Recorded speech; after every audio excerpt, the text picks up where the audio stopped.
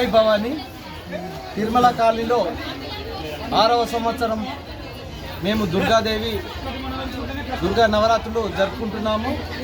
Colony వాసులు, committee సభ్యులు మరియు మా యొక్క ఫ్రెండ్స్ అందరూ మా కాలనీకి సపోర్ట్ చేస్తున్నారు.